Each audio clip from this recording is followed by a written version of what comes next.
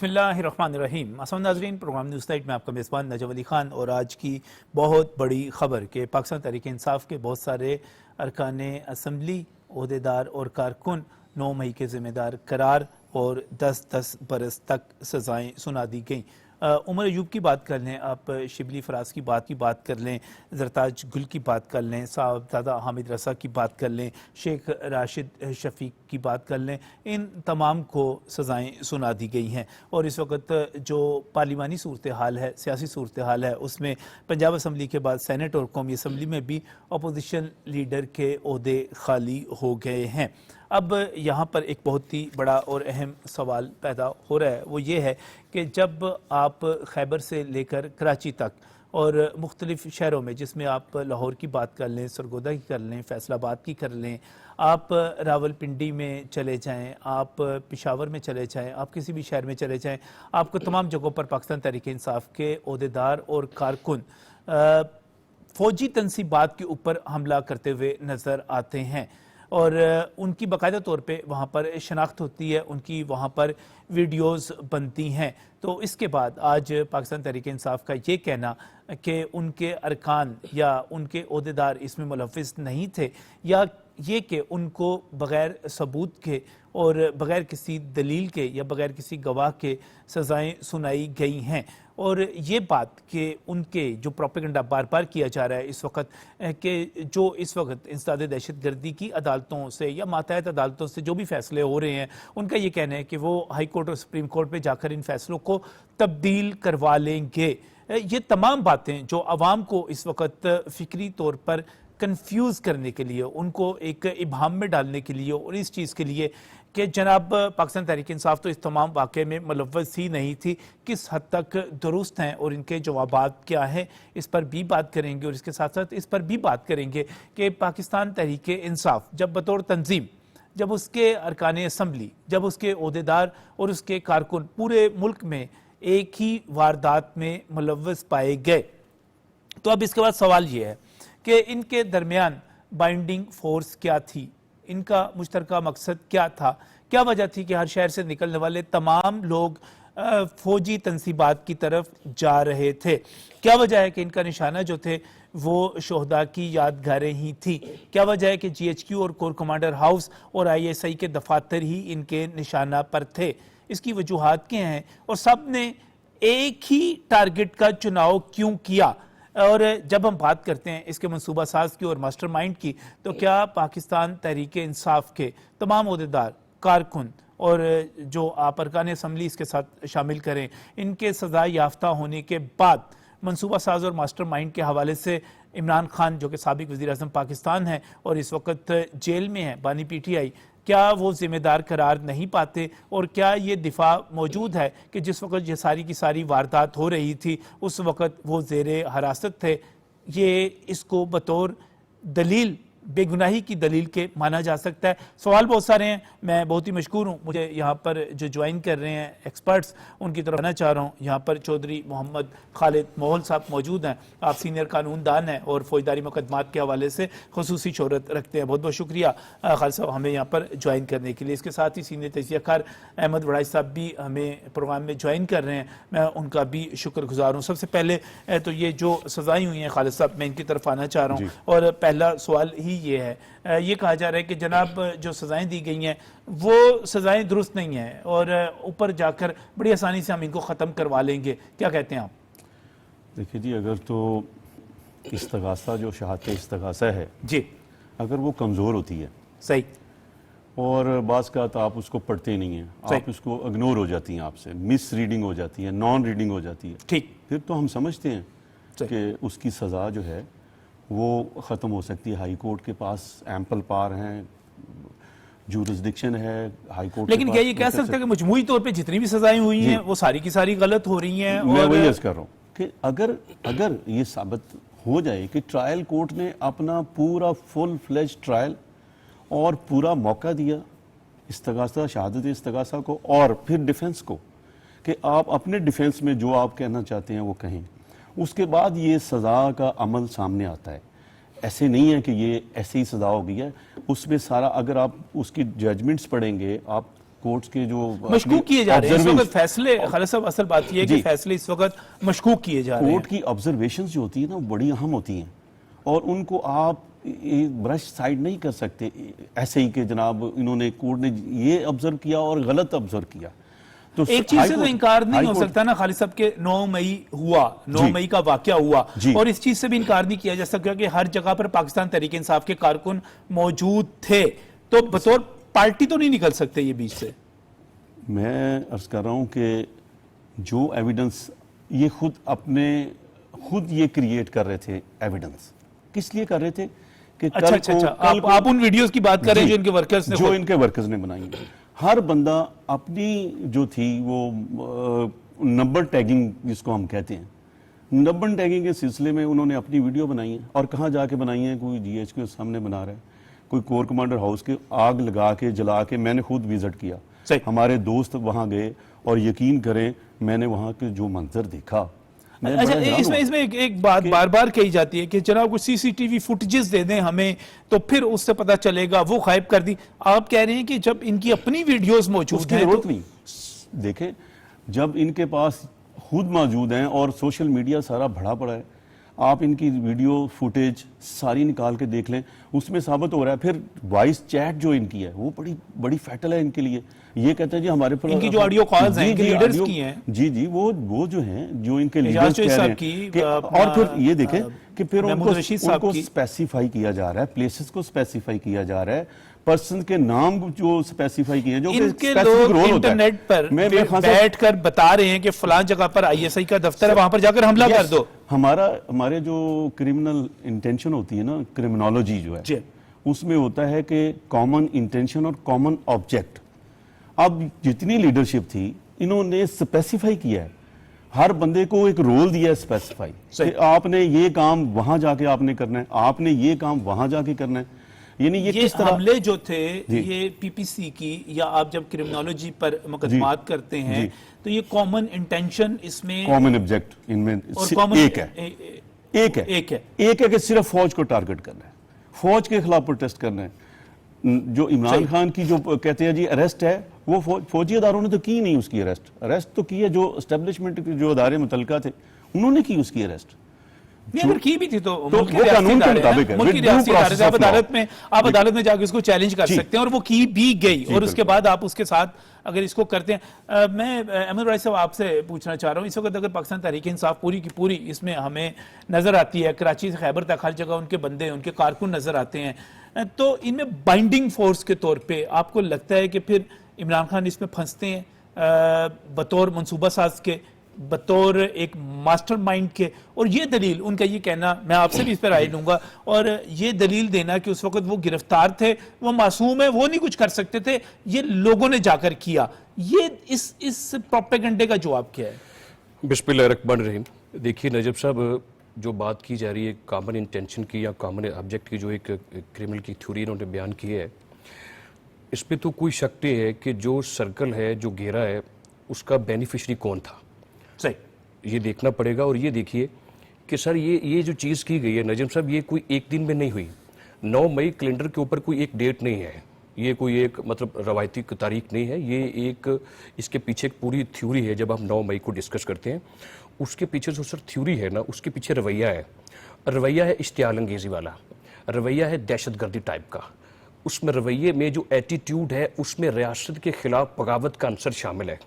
اور آپ نوٹ کیجئے کہ سر جو 2023 کو یہ واقعہ ہوتا ہے, یہ سڈنلی نہیں ہوا, یہ واقعہ جس کی بنیاد 2013 میں رکھی گئی, یہ اس کے پیچھے کو 10-12 سال کی سٹرگل ہے.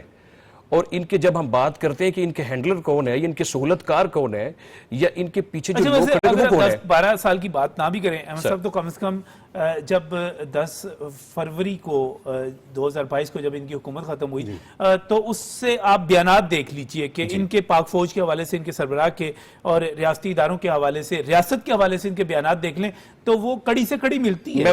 میں وہیں آپ کو لے کر آنا چاہتا ہوں, کڑی سے کڑی ملتی ہے. جب یہ سلیکٹ ہوئے 2018 میں, تو سلیکٹ ہونے سے پہلے بھی کوئی فوج کے متعلق ان کا اچھا نظریہ نہیں تھا, ٹھیک ہے نا. وہ جو بلی تھیلے سے باہر آئی, جب یہ حکومت سے باہر نکلے ہیں تو نکلتے ہی انہوں نے زہر اگلنا شروع کر دیا. کبھی کہا میری امریکہ حکومت لے گیا, اینڈ پہ کہا نہیں جنرل باجوہ نے میری پیٹھ میں جو ہے وہ چھرا گھونپا ہے. کیا یہ سٹیٹمنٹ نہیں ہے؟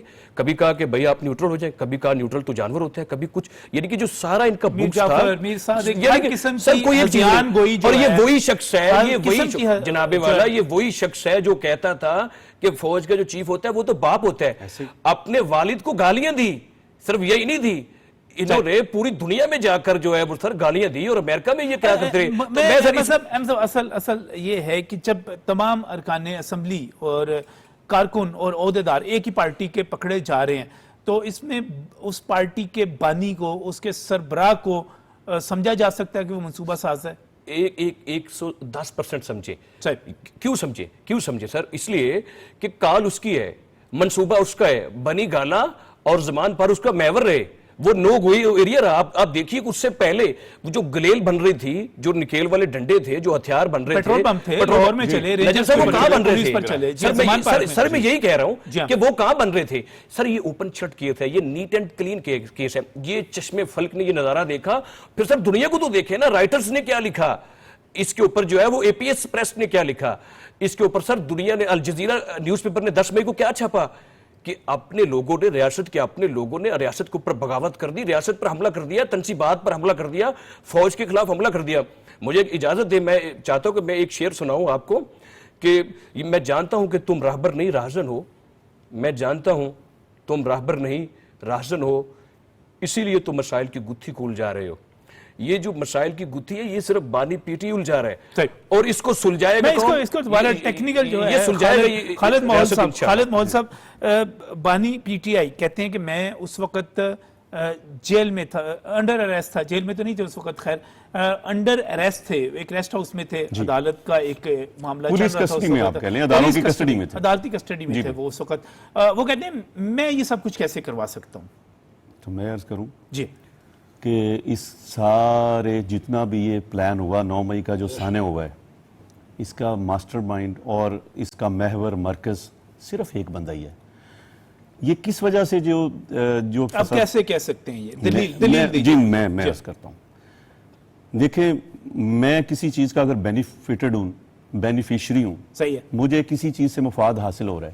اب مفاد کیا ہو رہا ہے کہ آپ کہتے ہیں کہ جی میری ریڈ لائن ہے عمران خان, اور عمران خان کو اریسٹ کیا گیا, انڈر دی لا کیا گیا, ڈیو پروسیس آف لا کو فالو کیا گیا, اور اس کے مطابق اس کی اریسٹ ہوئی. اب اس کے بعد کون سی ایسی بات تھی کہ 9 مئی میں آپ نے, وہ کہتے ہیں میں موجود نہیں تھا نا, آپ نہ ہوں, آپ محور و مرکز ہیں اس بات کا, کیونکہ کوئی بھی کسی پارٹی کا اور کوئی ورکر نہ کسی GHQ میں گیا, نہ کسی شہداء کی جو یادگاریں ہیں وہاں پہ گیا, نہ کسی اور جگہ پہ جا کے احتجاج ہوا ہے. سر اس کے نمائندے موجود ہیں نا, اس کے سٹیک ہولڈر موجود ہے, پولیٹیکلی اس کی پارٹی موجود ہے. کیا وہاں پر یہ لوگ موجود نہیں تھے جن کو بھی راشد صاحب کس لیے گئے, اور یہ محمود رشید صاحب کس لیے گئے, ساری قیادت صاحب کس لیے, جب PTV پر حملہ ہوا تھا تب بھی صدر پاکستان جو بنے, کیا عارف علی بھی وہاں پر ٹیلی فون کال موجود تھے؟ اگر یہ قیادت وہاں نہ جاتی تو ان کے خلاف ڈسپلنری ری ایکشن ہونا تھا, ان کو پارٹی سے نکالا جانا تھا, یعنی ان کو تھریٹ بھی دی. اگر آپ یہ کہہ رہے ہیں کہ بانی پی ٹی آئی کی اگر یہ بات مان لی جائے کہ میں چونکہ اس وقت عدالتی کسٹڈی میں تھا یا ایک ریسٹ ہاؤس میں تھا یا میں اریسٹ میں تھا, جس بھی حالت میں تھا, تو میں اس کا ذمہ دار نہیں ہوں, تو اس کا مطلب یہ ہوا کہ کوئی بھی بندہ جو بیرون ملک بیٹھا ہوا ہے وہ پاکستان میں قتل کروا دے, جی وہ کہہ کہ میں تو آؤٹ آف کنٹری, میں تو یہاں میں تو تھا ہی, میں تو ادھر ہوں نہیں, میری کوئی. ایک اور چیز, کیا آج تک بانی نے ٹھوس بنیادوں کے اوپر اس کی انکار کیا ہو کہ 9 مئی کے جو لوگ تھے وہ مذمت کی ہو, ایک اور چیز نہیں جاتے, بلکہ انہوں نے ایک بیان دیا, بڑا اہم بیان تھا, انہوں نے کہا کہ اگر مجھ سے دوبارہ یہ ہوا تو پھر یہی کچھ ہوگا. ٹھیک ہے, ہاں ایک اور چیز کر لیں, تو آپ اس سے انکار کریں پیچھے کیسے ہٹ سکتے ہیں آپ؟ سر ایک سٹیٹمنٹ صرف اور, سر گرفتار ہونے کے بعد ان 2 سالوں میں کبھی اپنے ورکروں کو کہا ہو کہ میرے اداروں کی عزت کریں یا خاموش رہیں؟ جو ادارے ان کے, جو لوگ اداروں کے اوپر جو کیچڑ اچھال رہے ہیں پچھلے 2-2.5 سالوں سے, ایک دفعہ بانی نے کہا, 413 ٹویٹ کیے, 19 جریدوں کو انٹرویو دیے, ایک دفعہ کہا ہو کہ بھائی چپ رہیے, خاموش رہیے, ریاست ہے, ادارے ہیں, یہ پاک بھارت سے ہماری جنگ ہوئی ہے, اپنے اداروں کے ساتھ کھڑے ہو جائیں, باہر نکلیں, ان کے ساتھ اظہار یکجہتی کریں. مسرت کا موقع ہے, مٹھائیاں بانٹیں, باہر نکلیں, کبھی کہا یہ بھی سر یہ دو چیزیں کسی بھی کنسپریسی کو سمجھنے کے لیے یہ بھی کرمنالوجی کی ایک پوری کی پوری تھیوری ہے کہ اوورآل فضا کیا بنائی گئی ہے. جی آپ کی اس سے پہلے پالیسیز رہی کیا ہیں, کیا واقعی وہ مطابقت رکھتی ہیں؟ تو وہ آپ احمد یہ کہہ رہے ہیں کہ وہ ساری مطابقت رکھتی یہ ہیں. ماحول بنایا گیا, ماحول بنا کر ریاست کے اندر ایک ریاست بنانے کی مذموم کوشش کی گئی, ناکام کوشش ہوئی. دنیا نے کہا, پورے پاکستان نے دیکھا یہ اوپن کیس ہے, 27 مہینوں سے ٹرائل چل رہا ہے, یہ 6 مہینوں میں کلیئر ہونا چاہیے. سپریم کورٹ نے ڈائریکشن دی کہ 4 مہینوں میں کلیئر کریں, تب ٹرائل کورٹ مکمل کر رہی ہے. یہ تو سر پہلے مکمل ہونا چاہیے تھا. اگر دنیا میں نے اس دن بھی کہا تھا کہ ٹیکساس میں ایک شخص نے جو ہوائی اڈا ہے ان کا امریکہ کا فوج کا, وہاں پر حملہ کیا, اس کو 6 مہینوں میں جو ہے وہ پھٹے چڑھا دیا, اس کو پھانسی دے دی. تو پاکستان میں 10 سال 2 سال 1 سال 19 لوگوں کو بری کر دیا, 77 لوگ آج بھی بری ہوئے ہیں. ہاں صاحب, ان کو پورا ٹائم دیا گیا, صحیح, ان کو پورا اپنا کیس ڈیفینڈ کرنے کے لیے جو ایڈوکیٹس تھے, جو ان کے آپشن لائر تھے, اپنی پسند کے انہوں نے لائر وہاں پہ چوز کیے جو ان کو پلیڈ کرتے رہے. پھر انہوں نے اپنا ڈیفینس سارا دیا, اور یہ کیس تو جو اور جس نے یہ ثابت کیا, جس چیز نے فواد چودھری موجود ہے وہاں پر, جس چیز نے یہ ثابت کیا کہ میں وہاں پر موجود نہیں تھا, میں تو فلاں جگہ پر تھا, اس میں شاہ محمود قریشی کو دیکھ لیجیے آپ. فواد چودھری جو ان کی اہلیہ وہاں پر موجود تھی, وہ وکٹری کا نشان بنا کر وہاں سے گئیں.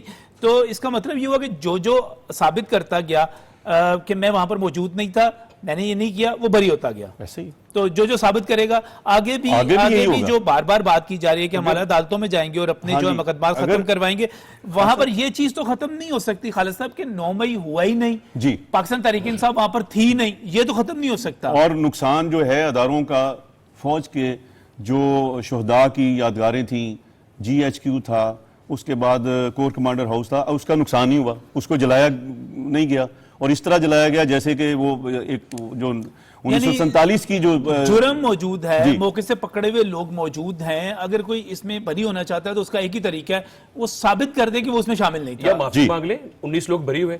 سر اگر 21D دیکھیں 1952 کا ملٹری ایکٹ, وہ پارلیمنٹ نے بنایا تھا, ملٹری نے خود تو نہیں بنایا, وہ دیکھیں. اور سر ان کا جو آفیشیل سیکرٹ ایکٹ ہے وہ دیکھیں. سر اس میں بڑا کلیئر لکھا ہے کہ جو افواج پاکستان کی جو مراکز ہیں, جو ان کے ایسٹس ہیں, جو ان کی گاڑیاں ہیں, جو ان کی تنصیبات ہیں, اگر کوئی شخص مطلب بد نیتی کے ساتھ وہاں پر جاتا ہے تو جا کر حملہ آور ہونے کی کوشش کرتا ہے تو اس کا ٹرائل ملٹری ہوگا. یہ اللہ کا شکر ادا کرے ملٹری ٹرائل نہیں ہوا.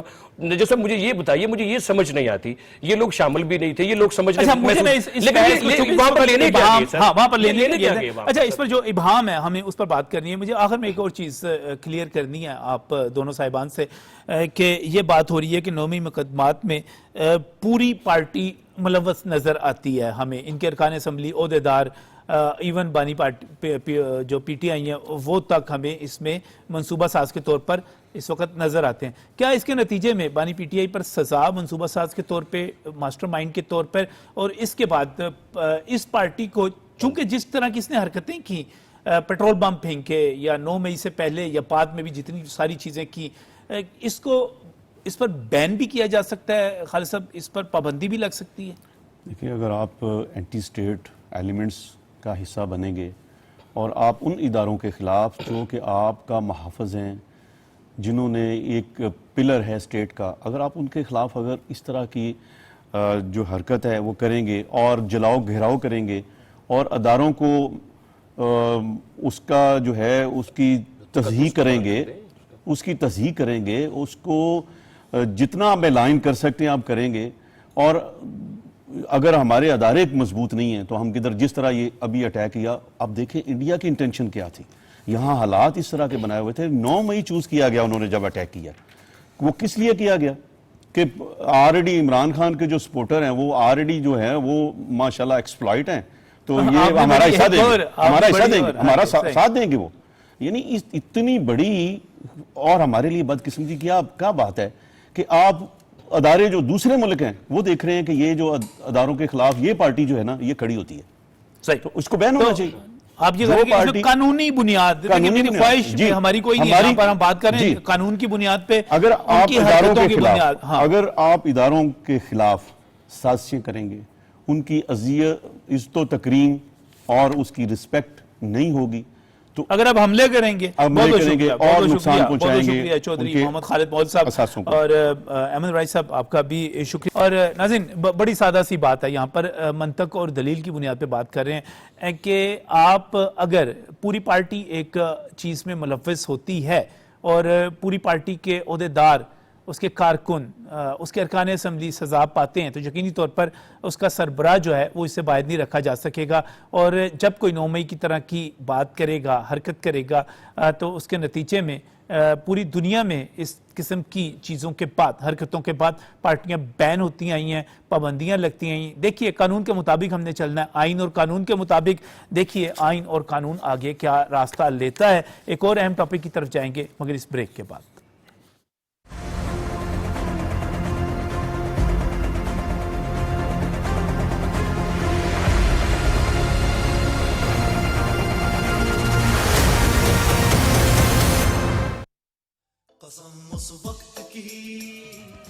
مارکہ حق یوم آزادی پر پی ٹی وی کے زیر اہتمام ملی نغموں کا مقابلہ.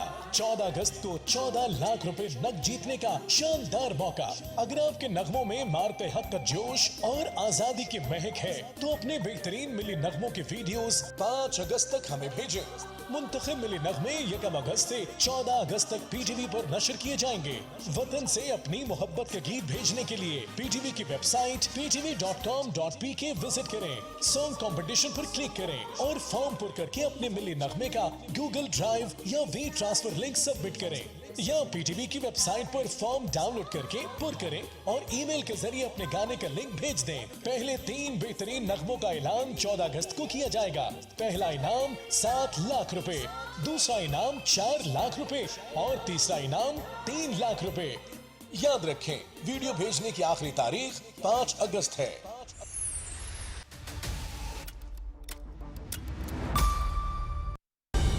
درست ہر وقت.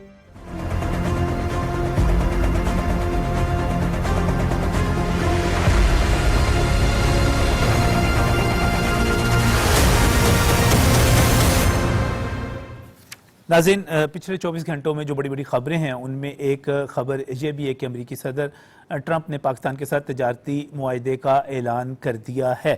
اس معاہدے کا جو اعلان کیا گیا ہے اس میں پاکستان اور امریکہ مل کر تیل کے ذخائر کو ترقی دیں گے. اس حوالے سے جو ہے انہوں نے خود بات کی ہے، لیکن اس سے ہٹ کر بھی اگر ہم دیکھیں تو پاکستان اور امریکہ جو ہے توانائی کے ساتھ ساتھ معدنیات میں، آئی ٹی میں، کرپٹو کرنسی میں اور دیگر شعبوں میں اقتصادی تعاون پر متفق ہو گئے ہیں.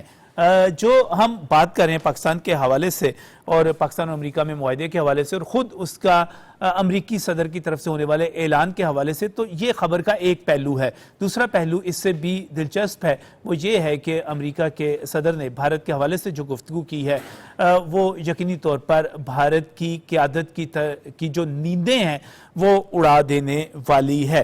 بھارت پر 25% ٹیکس اور اس کے ساتھ ساتھ جرمانہ بھی عائد کیا جا رہا ہے. پریزیڈنٹ ٹرمپ نے اس کا بھی اعلان کر دیا ہے.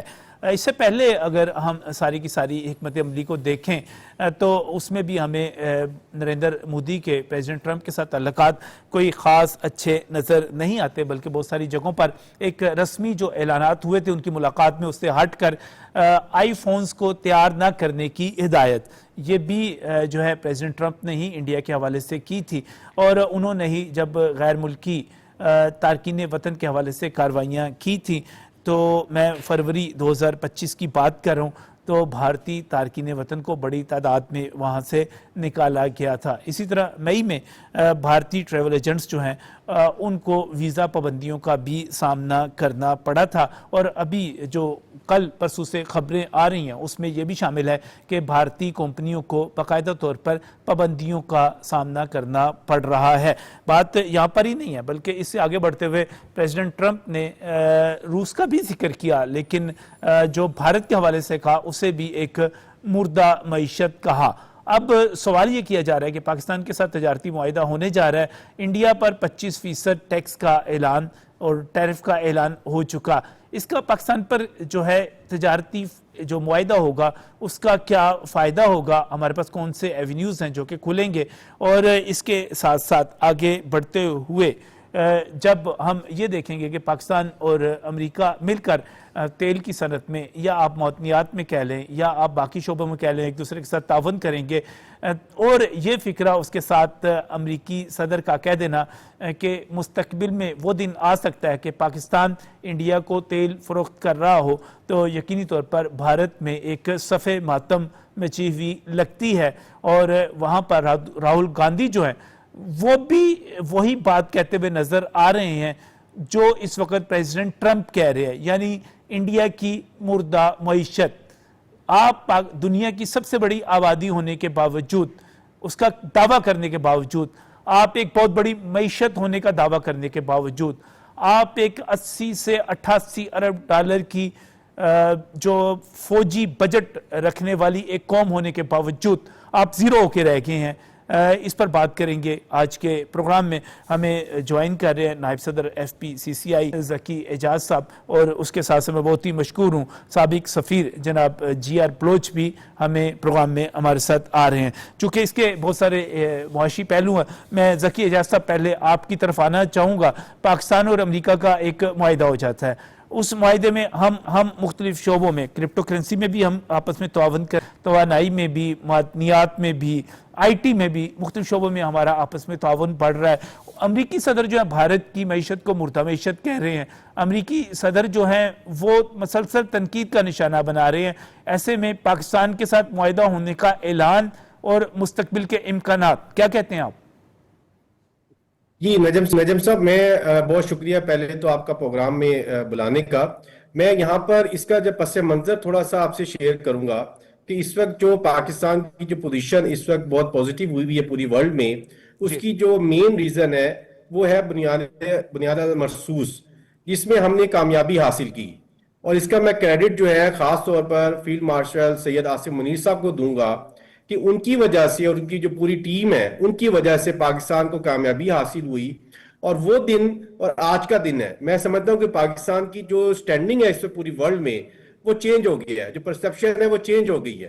پاکستان ایک میسیج دیا کہ ہم پر امن قوم ہے، ہم لڑائی نہیں چاہتے، جنگ نہیں چاہتے، لیکن اگر کوئی دوست کوئی بھی دشمن ہم پر وار کرے گا تو ہم اس کو تسلی کے ساتھ جواب دیں گے۔ تو پاکستان کی افواج نے، چاروں افواج نے مل کر جس طرح سے انڈیا کو جواب دیا، میں سمجھتا ہوں کہ اس سے پہلے تاریخ میں اس کی مثال نہیں ہے۔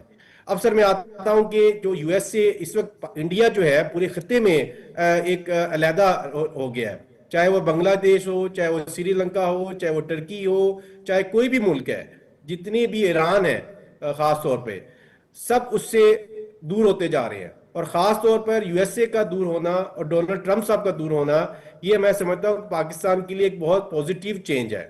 میں اس میں تھوڑا سا بتانا چاہوں گا نجم صاحب کہ اس وقت جو انڈیا کی جو ایکسپورٹ ہے، ان کے جو ٹوٹل جو بائیلیٹرل ٹریڈ ہے وہ 186 بلین US ڈالر کی ہے، جس میں 86.5 بلین ڈالر اس کی ایکسپورٹ ہے اور 45.3 جو ہے اس کی امپورٹ ہے، اور 25 جب اس کے اوپر ٹیرف لگا ہے۔ اس سے پہلے یہ تھا کہ انڈیا ٹیرف زیادہ لگاتا تھا اور یو ایس اے ٹیرف کم لگاتا تھا۔ اگر انڈیا کی کسی ایٹم کے اوپر 14.5% تھا، اسی کے اوپر یو ایس اے 4.5% لگاتا تھا، تو ایک انڈیا کو بہت بڑا ایڈوانٹیج تھا۔ لیکن اب جو ہے ان کو ایک ہائی ریٹ اس کو فیس کرنا پڑے گا۔ اور میری اطلاع کے مطابق میں اس سے پہلے بھی نجر صاحب کہنا چاہوں گا کہ بنیاد مرصوص کے بعد جب پاکستان نے فتح حاصل کی تو جو موومنٹ تھی ہماری فیلڈ مارشل عاصم منیر صاحب کی کہ وہ فوراً جو ہے وہ ورلڈ کی وزٹ پہ گئے، انہوں نے یو ایس اے میں کو بھی وزٹ کیا، ڈونلڈ ٹرمپ کو بھی ملے اور دوسرے ملکوں کو بھی وزٹ کیا، اور سٹل ہماری جو سینئر اس وقت قیادت ہے اس وقت ڈفرنٹ کنٹریز کے اندر وزٹ کر رہی ہے۔ ابھی بھی وہ ایجپٹ میں ہمارے جو سپہ سالار ہیں وہاں پر موجود ہیں، اور ایک ڈیلیگیشن جو پاکستان کی طرف سے اس وقت یو ایس اے میں موجود ہے جو اس وقت جو نیگوسیشن ہے۔ اور میں آپ کے پروگرام کے توسط سے بتاؤں گا کہ جو ہماری انفارمیشن ہے کہ ہمارے ساتھ یو ایس اے بہت اچھا پوزیٹیو جو ہے وہ ٹیرف جو ہے وہ کرنے جا رہا ہے۔ ہماری جو توانائی اور معدنیات، ذکی صاحب میں جی آر بلوچ صاحب کی طرف جانا، لیکن بہت سارے لوگ کویسچن کر رہے ہیں کہ توانائی اور معدنیات، اور میں اس کے ساتھ آئی ٹی اور کرپٹو کرنسی کو بھی شامل کر لوں گا، ان سب میں ہمارے پاس ایونیوز کیا ہیں، مواقع کیا ہیں ہمارے پاس؟ جب صاحب دیکھیں ہمارے پاس جو منرلز ہے نا، مائننگ کے منرلز، وہ 16 ٹریلین US ڈالر کے ایک متعدد اندازے کے مطابق 16 ٹریلین سے 20 ٹریلین US ڈالر کے ہمارے پاس منرلز اویلیبل ہے. اسی طرح جو کرپٹو ہے، کرپٹو کے اندر اس وقت جو مین جو پلیئر ہیں وہ پاکستانی اس وقت انوالو ہیں ایک بہت بڑی اماؤنٹ میں. تو میں سمجھتا ہوں کہ کرپٹو ہو، IT ہو، منرلز ہو اور ادرز، اس میں پاکستان کا بہت بڑا پوٹینشیل ہے، انٹیپڈ یہ ایریاز ہے. تو میں سمجھتا ہوں کہ اس وقت جو اگر ورلڈ جو فیوچر کا جو ورلڈ ہے وہ منرلز کے اندر ہے، مائننگ کے اندر ہے، تو اور پاکستان اس میں بہت زیادہ سرپلس ہے. تو میں سمجھتا ہوں کہ یہ پاکستان کے پاس ایک بہت بڑی اپرچونٹی ہے کرپٹو کے پوائنٹ آف ویو سے، IT کے پوائنٹ آف ویو سے اور منرلز کے پوائنٹ آف ویو سے. اور اگر ہمارے ٹیرف جو ہے نجم صاحب اگر 15% یا اس سے نیچے ہو جاتا ہے تو ہمارے پاس ٹیکسٹائل کی ایکسپورٹ کا ایک بہت بڑا پوٹینشیل ہے. ہمیں وہاں سے انڈیا کے import پہ مقابلے کوئی میں ہم اتنا بہت بڑا زیادہ issue نہیں ہے. بہتر ہو جائیں گے. میں اسی چیز کے اوپر جو ہے جانا چاہ رہا ہوں GR بلوچ صاحب کی طرف. بلوچ صاحب، اس وقت جو امریکی صدر جس قسم کے ٹویٹس کر رہے ہیں، جس قسم کے وہ اپنے سوشل میڈیا، ان کا اپنا جو پلیٹ فارم ہے ٹروتھ، اس کے اوپر جس قسم کی بات کر رہے ہیں، جس طرح وہ انڈیا کی معیشت کو مردہ کہہ رہے ہیں، وہاں پر 25% ٹیرف لگانے، پھر اس کے ساتھ ساتھ صرف یہی نہیں جرمانہ عائد کرنے کی بات کر رہے ہیں، لیکن پاکستان کے حوالے سے وہ کہتے ہیں معاہدہ ہو گیا، پازیٹیو ہمیں نظر آتے ہیں. یہ بہت بڑے ایک تبدیلی ہے ہمیں سفارتکاری کے حوالے سے، اپنے تعلقات کے حوالے سے نظر آتی ہے. آپ اس کو کس طرح دیکھتے ہیں اور اس کے آنے والے دنوں میں ہمیں کیا فوائد ملیں گے؟ تھینک یو جی رحم صاحب. دیکھیے، ہمیشہ میں جب بھی آپ سے بات ہوتی ہے میں یہ کہتا ہوں کہ ہمیں تھوڑا زوم آؤٹ ہو کے ایک واقعے کو لے کے نہیں بلکہ اوور آل جو اسٹریٹجک سچویشن ہے اس کو دیکھنا چاہیے. تو سچویشن یہ تھی کہ ہندوستان جو ہے وہ wants to not only ride 2 boats per at one time 3-4 boats کہ ادھر بھی پاؤں رکھا ہوا ہے، رشیا کے سے بھی آئل لے رہا ہے $100+ billion کا، under 10 billion I was told just now I was in a program کہ ابھی تک جو رشیا سے انڈیا نے $110 billion کا آئل لیا ہے اور وہ امریکہ میں بیچا ہے، وہ سعودی عرب میں بیچا ہے، وہ یورپ میں بیچا ہے. پھر اس کے بعد ایران سے خریدا ہے جو کہ سینکشن، مطلب ٹھیک ہے ہمارے تو وہ بڑے بھائی ہیں ایرانین، ہمیں تو تکلیف ہوتی ہے جب ان پہ سینکشن ہوتی ہے، لیکن ہم بات اس وقت انڈیا کی بات کر رہے ہیں اور امریکہ کا اس پہ ریئیکشن. تو میں سمجھتا ہوں کہ یہ جو یوکرین وار پہ انہوں نے سٹینس لیا تھا کہ جی ہاں ہم ساتھ بھی ہیں اور ساتھ نہیں بھی ہیں، آئل خریدیں گے بھی نہیں بھی خریدیں گے، وہ اب وہ کلیئر ہو گیا. اور پھر آن دا ٹاپ آف اٹ الحمدللہ جو کچھ مس کیلکولیشن انہوں نے کی اور اس کا جو نتیجہ نکلا، خمیازہ نکلا کہ اللہ نے ہمیں عسکری بھی جو ہے فتح عطا فرمائی اور ڈپلومیٹک بھی، میڈیا بھی اور جیو اسٹریٹجک بھی، اور پاکستان الحمدللہ as a middle power emerge ہو کے آیا ہے دنیا کے اندر. یعنی بلوچ صاحب، یہ جو انڈیا ایک یا جے شنکر جب جہاں پر بھی جاتے تھے وہ کہتے تھے کہ ہم بہت بڑی آبادی ہیں، ہم بہت بڑی معیشت ہیں، ہم بہت بڑی مارکیٹ ہیں. تو ان کا یہ جو غرور تھا اور ان کا یہ جو طریقہ کار تھا ڈپلومیسی کا، یعنی کہ بدماشی کے ساتھ اور ڈکٹیٹ کرتے ہوئے، وہ تو اڑا کے رکھ دیا. ڈیفینیٹلی یہ ایک ہیوبرس تھا. اور پھر حیران کی بات یہ ہے، مجھے اس کا ایک انٹرویو نہیں بھولتا جب وہ یورپین سے بات کر رہے تھے کہ جی we don't care what is the interest of Europeans, European interest are not our interest, لیکن ساتھ ساتھ ان کو سبق دے رہا ہے کہ دنیا کو چلانا کیسے ہے. اپنے اوقات کو دیکھنا چاہیے. اپنے اوقات جب انسان ہو اکیلا یا کوئی ملک ہو، جب اس سے آگے بڑھتا ہے تو پھر اس قسم کی منہ کی کہانی پڑتی ہے. پھر یہ کہ اس کا جو نیریٹو مکمل طور پہ بنا کہ اس نے اپنے آپ کو پریزنٹ کیا ایز اے بلورک اگینسٹ چائنا. جب دنیا نے دیکھا کہ وہ اپنے سے کم خرچ کرنے والا ملک، ہمارے $8 بلین یا $6 بلین کا ڈیفنس، اس کا $88 بلین کا جو ہے وہ ہے بجٹ جو ہے ڈیفنس، اس کے پاس 200+ ایئر کرافٹ ہے، ہمارے 70-80 ہیں. یا اس کا مطلب صاف یہ ہوا کہ انڈیا جو ہے، میں جو آپ کی بات سے سمجھا، وہ انڈیا جو تھا وہ ہر جگہ پہ ڈبل گیم کر رہا تھا. وہ چین کے ساتھ، روس کے ساتھ، ایران کے ساتھ، ایک طرف برکس بنا کر اور ایک طرف وہ پریزیڈنٹ ٹرمپ نے آ کر اس کو ایکسپوز کر دیا، اس کی ہر جگہ کی ڈبل گیم کو. You are right. اس کو میں تھوڑا ٹیکنیکل زبان میں اگر کہوں کہ دیکھیے ڈپلومیسی کے لیے ضروری ہوتا ہے کہ وہ 35 سال رہنے کے بعد جو سبق سیکھا کہ اگر آپ کی ڈپلومیسی میں کریڈیبلٹی، آپ کی زبان ہے جس کو عام مفہوم میں کہتے ہیں کہ جس بندے کی زبان نہیں ہے وہ پھر کچھ بھی نہیں ہے، تو جو آپ قول و فعل میں جب آپ تضاد آتا ہے تو پھر دنیا آپ پہ اعتبار چھوڑ دیتی. کیوں پاکستان چائنا کی دوستی گزشتہ 40 سال سے لوہے کی طرح مضبوط اور مضبوط ہوتی چلی جا رہی ہے؟ کیوں ایون امریکہ کے ساتھ ٹپس آتے ہیں، نیچے جاتی ہے، سیبوٹاج ہوتا ہے، بیڈ ماؤتھنگ ہوتی ہے، اس پہ اثر پڑتا ہے، یا اندرونی ہماری خلفشار ہیں جس کا اثر پڑتا ہے ہمارے فون پر، لیکن پھر دوبارہ وہ ری الائن ہو جاتی ہے، اس لیے کہ جو اصل نیریٹو ہمارا ہے وہ اصولوں پہ ہے، وہ کریڈیبلٹی پہ ہے، قول و فعل میں تضاد نہیں ہے. اگر ہم چائنا کے ساتھ کھڑے ہیں تو کھڑے ہیں، اور اگر ہم ایران کے ساتھ کھڑے ہیں ایز اے بردر تو کھڑے ہیں. تو کسی ہم نے کبھی یہ نہیں کہا بنیاد پہ، کسی مفاد کی بنیاد پہ نہیں بلکہ اصول کی بنیاد پہ کھڑے، اور دنیا اس چیز کو سمجھتی ہے. میں دوبارہ ذکی اعجاز صاحب ایک اور بڑا اہم جو نقطہ ہے وہ یہ ہے کہ اگر ہمارے امریکہ کے ساتھ تعلقات اچھے ہوتے ہیں، اور الحمدللہ بہت اچھے ہو گئے، پہلی دفعہ ہم نے سنا کوئی امریکی صدر جو ہے پاکستانیوں کو شاندار قوم کہہ رہا ہے، ہمارے فیلڈ مارشل سے ملاقات کو اپنے لیے فخر کا باعث کہہ رہا ہے. جب وہ ذکر کرتا ہے اب تک 29 بار وہ پاکستان کا جنگ بندی کے حوالے سے اور پاکستان کی قیادت کے مضبوط ہونے کا ذکر کر چکے، تو اس کا ایک پیغام عالمی مالیاتی اداروں کو بھی جاتا ہے، IMF کو جاتا ہے، ورلڈ بینک کو جاتا ہے، UN کے اندر جاتا ہے، آپ کا ایشین ڈیولپمنٹ بینک کی طرف، تمام اداروں کی طرف جاتا ہے. اس کا بھی امپیکٹ اور فائدہ پہنچے گا پاکستان کو، اس کے حوالے سے کیا کہیں گے؟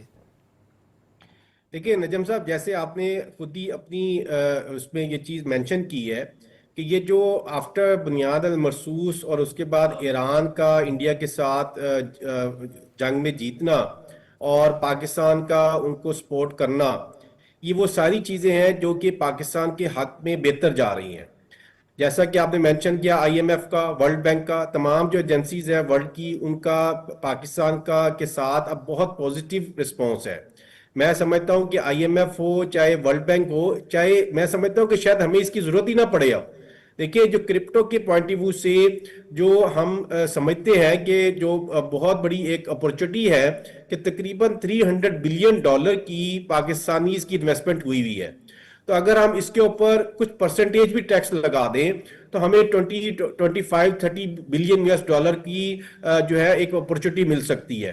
اور اس کے لیے میں آپ کو اگین کہوں گا کہ اس چیز کا سب جو کریڈٹ ہے وہ فیلڈ مارشل سید آصم منیر صاحب کو جا رہا ہے کہ انہوں نے کرپٹو کے اوپر ایک کونسل بنا دی ہے اور اس کے اوپر ان کا بہت زیادہ فوکس ہے. اور میں سمجھتا ہوں کہ اگر یہ کرپٹو آ جاتی ہے تو جو ہمارے جو IMF کے ساتھ جو معاملات ہیں 100 بلین کی جو ہمارا ہم نے ان سے جو لیا ہوا ہے وہ ہم 2-3 سالوں کے اندر بڑا ایزیلی پے آف کر سکتے ہیں، اور منرلز کے تھرو بھی. تو میں سمجھتا ہوں کہ جو اس وقت ڈائریکشن ہے ہمارے لیڈرشپ کی، ہمارے پرائم منسٹر شہباز شریف صاحب کی، ہماری فیلڈ مارشل سید آصم منیر صاحب کی، اس وقت بہت میں سمجھتا ہوں پوزیٹیو ہے ورلڈ وائڈ.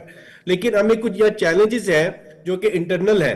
میں سمجھتا ہوں کہ اگر ہم مینج کر لیں، جس میں جیسے آپ کے نالج میں ہے، اس میں انٹرسٹ ریٹ کا، الیکٹریسٹی پرائسز کا اور اس طرح کی جو چیزیں ہیں، اگر ہم انٹرنلی اس کو مینج کر لیں. لوگ حیران ہوئے اس مرتبہ اسٹیٹ بینک آف پاکستان کی طرف سے ایکسپیکٹ کیا جا رہا تھا کہ انٹرسٹ ریٹ جو ہے سنگل ڈیجٹ پہ آ جائے گا، وہ نہیں آیا، تو لوگ کافی اس سے آپ کی جو صنعت کار برادری ہے وہ کافی مایوس ہوئی ہے.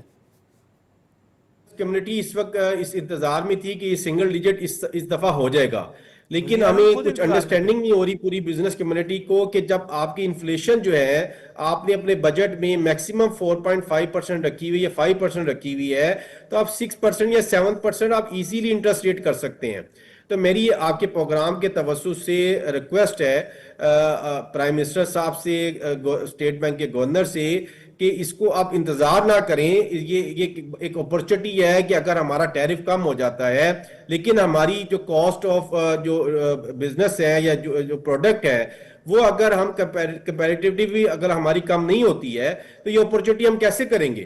اگر ہم چیز سستی نہیں بنا سکیں گے تو ایکسپورٹ کیسے کریں گے؟ ہر کسی نے، تمام اداروں نے مل کر چلنا ہے اور ایک دوسرے کا خیال رکھنا ہے. صرف بینکوں کو جو ہے باقی لوگوں کو، میرا خیال ہے یہ چیزیں جو ہیں اس پر کام بھی ہو رہا ہے. اس میں جی آر بلوچ صاحب ایک اور اہم نقطہ ہمیں یہ بھی نظر آتا ہے، وزیر اعظم نے لاہور میں تقریر کی، لاہور ریلوے اسٹیشن پر. انہوں نے کہا کہ جو ٹرمپ اپنی تقریر کرتے ہیں اس میں پاک بھارت سیز فائر کا جب ذکر کرتے ہیں تو وہ مودی کے زخموں پر نمک چھڑک دیتے ہیں اور اس کے نمک پاشی کرنے اس کے زخم ہرے کر دیتے ہیں.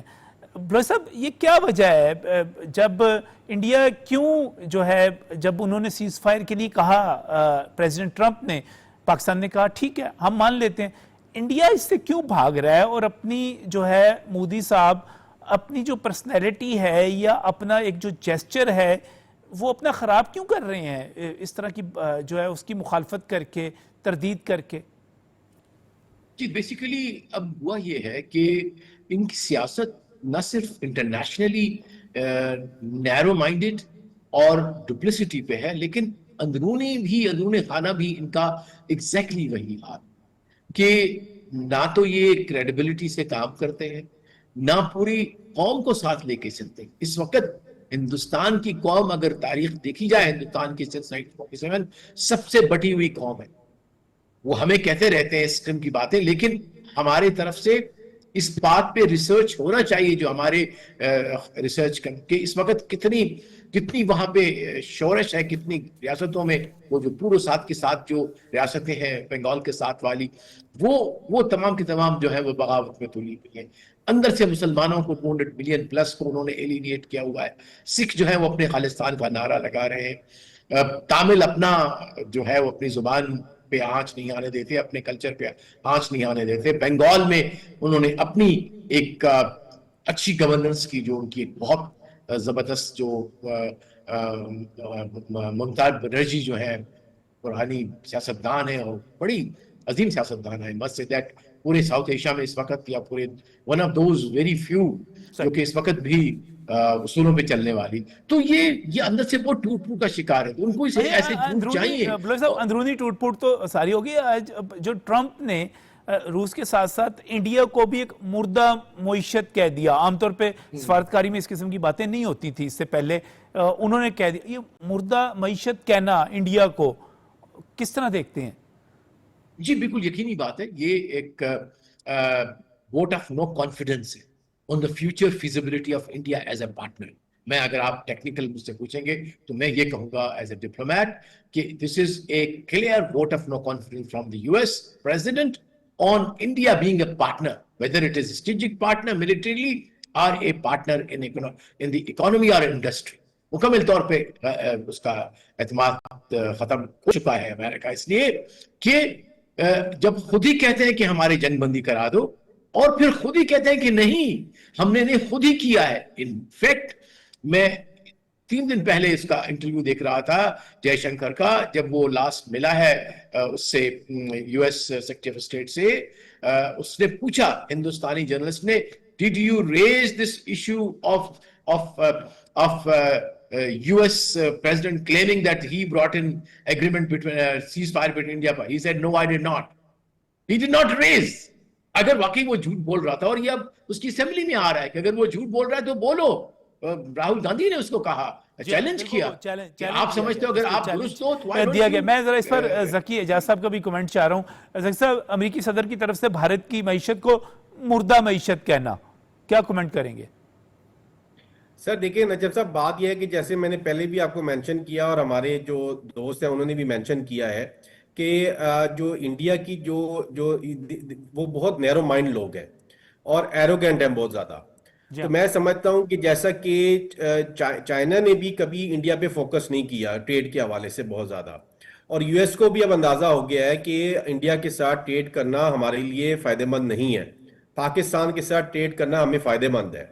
تو میں یہ سمجھتا ہوں کہ ڈونلڈ ٹرمپ کا جو چینج ہونا، ان کو پوری پالیسیز کا ایک چینج اوور ہونا، میں سمجھتا ہوں وہ یہ جو اس سارے خطے میں، سر دیکھیں میں یہاں مینشن کرنا چاہوں گا کہ سارک کے حوالے سے ایک نئی باڈی بن رہی ہے جس کے اندر سے انڈیا کو مائنس کیا جا رہا ہے اور چائنا اس پہ انوالو ہو رہا ہے.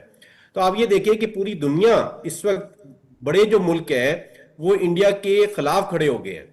और मैं समझता हूँ ये पाकिस्तान की बहुत बड़ी कामयाबी है, इसमें हमारी जितनी लीडरशिप है, मैं समझता हूँ, मैं उनको खराज तहसीन पेश करता हूँ कि उन्होंने जिस तरह से अक्लमंदी से काम लिया है और स्टिल अभी तक उसको ऑन बोर्ड है और चीजों को बड़े अच्छी तरीके से अपने हक पे कंक्लूड करवा रहे हैं। ये अगर पाकिस्तान के साथ टैरिफ 15% या उससे कम हो जाता है तो मैं समझता हूँ कि पाकिस्तान की एक दूसरी बड़ी जीत होगी आफ्टर बुनियाद अल-मरसूस के बाद, यानी कि इकोनॉमिकली मुआशी मैदान में ये बहुत बड़ी कामयाबी हमें हासिल हो जाएगी। प्रोग्राम के आखिर में मैं जी.आर. बलोच साहब एक आपसे कमेंट चाहूँगा। हम सब पाकिस्तानी जो हैं, हमारे दिल जो हैं वो गज़ा के मजलूम लोगों के साथ धड़कते हैं। अब हमने ये देखा कि कनाडा, फ्रांस, बरतानिया समेत बड़ी ताकतें भी फ़लस्तीन के 2 रियासती हल की तरफ आ रही हैं और तकरीबन 193 में से 149 ममालिक जो हैं वो फ़लस्तीन को तस्लीम करते हुए हमें नज़र आ रहे हैं।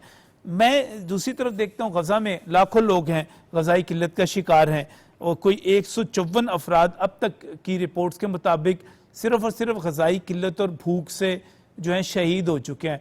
प्रोफेसर साहब, इस मसले का हल कब तक होता हुआ नज़र आ रहा है? देखिए, मेरे ख्याल है पहले तो मैं अपनी फीलिंग बताऊं। जब फ्रेंच प्रेसिडेंट ने कहा कि हम सितंबर में एक्सेप्ट करेंगे, रिकग्नाइज करेंगे पैलेस्टीनियन स्टेट को, और फिर जब इन्होंने भी इशारा दिया, यूके गवर्नमेंट ने भी, और आज कनाडा की आया, तो मैंने तो सिर्फ यही कहा अपने आप से भी और कहीं लिखा भी कि रंग लाएगा शहीदों का लहू। तो मेरे ख्याल है शहीदों का लहू रंग ला चुका है इंशाल्लाह। हम सब दुआ गो हैं। बहुत बहुत शुक्रिया जी.आर. बलोच साहब, बहुत बहुत शुक्रिया ज़किया साहब वक्त देने के लिए। और जहाँ पर बहुत सारी कामयाबियाँ पाकिस्तान को मिल रही हैं, इज़्ज़त मिल रही है, शोहरत मिल रही है, मुआशी कामयाबियाँ मिल रही हैं, हम दुआ गो हैं कि हमारे गज़ा के जो मसलूम भाई और बहनें हैं, हमारे बच्चे हैं, वो भी जो हैं इज़्ज़त पाएँ, ज़िंदगी उनकी महफूज हो, वो भी कामयाबियों की तरफ बढ़ें। अल्लाह करे वहाँ पर भी अमन हो। इसी ख्वाहिश के साथ, इसी दुआ के साथ आज का प्रोग्राम ख़त्म करने की इजाज़त दीजिए। अल्लाह हाफ़िज़।